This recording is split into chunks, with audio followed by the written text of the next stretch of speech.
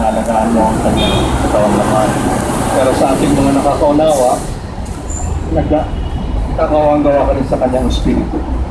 Sapagkat kahit hindi niya naunawaan ng ating mga sinasabi ngayon, yung mga aralin na binababa ng ating mga patnubay, may naintindihan ng kanyang espiritu. Kahit na hindi naintindihan ng salita, yung diwa, napupuhin niya. So, hindi ko po alam ano ang aking talakayin ngayon kung ito sabi ko. Gusto ko lang naman kayong makapiling. Siguro balitaan ko na lang kayo ano yung ginagawa namin ngayon sa Pilipinas sa aming mga lakarin.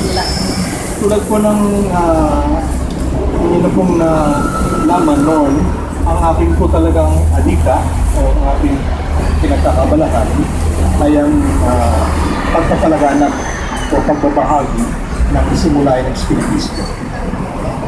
Kasi kaya po tayo tinawag ng mga Espiritista dahil na mayroon ng isang katuruan o aralin na tinatawag na Espiritismo. Mga Espiritista, mga mag-aaral ng Espiritismo. Kung paano ang isang inhinyero saan mag-aaral tungkol sa inhinyeriya.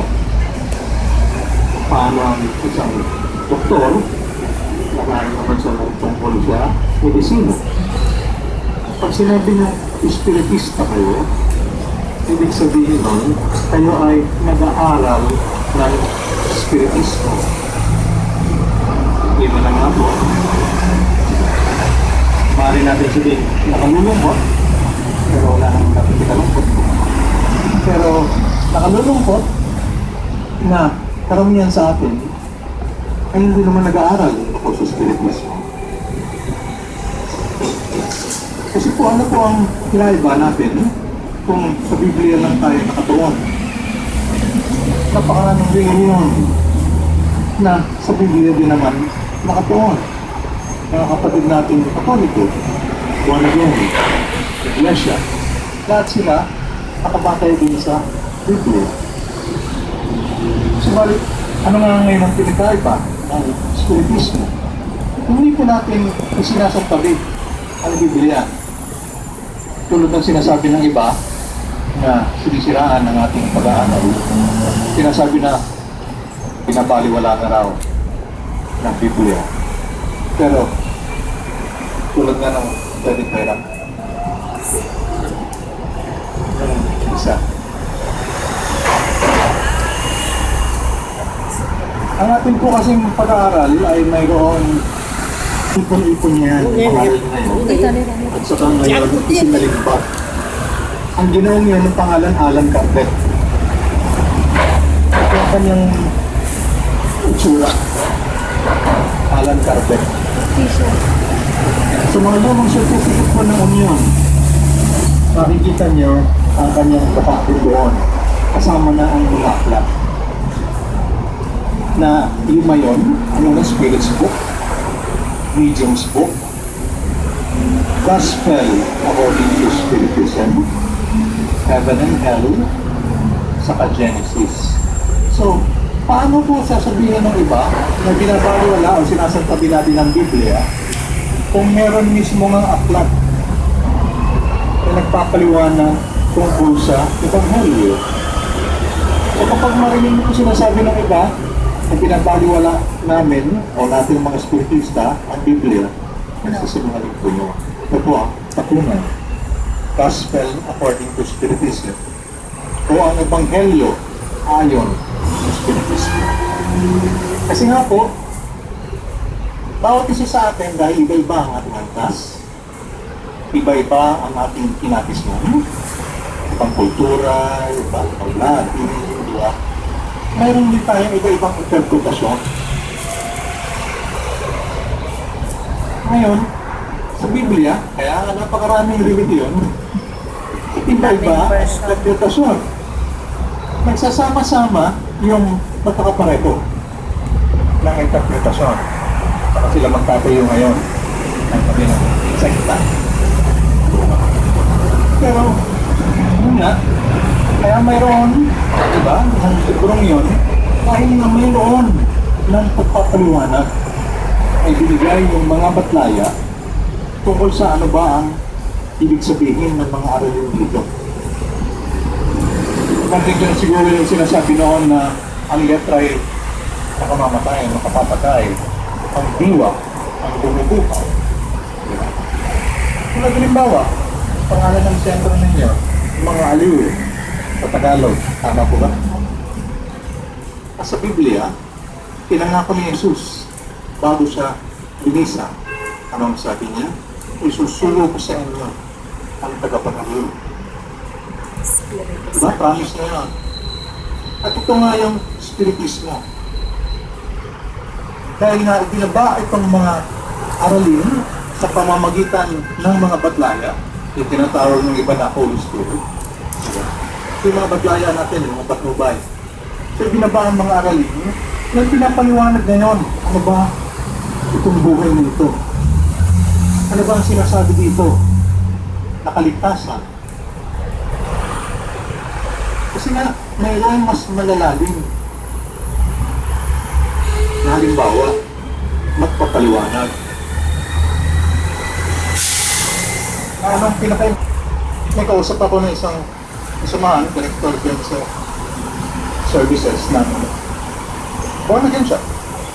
Sabi ko, kasi tinatanong niya ako, nagkakapi kami minsan, sabi, anong ginagawa mo pag weekends?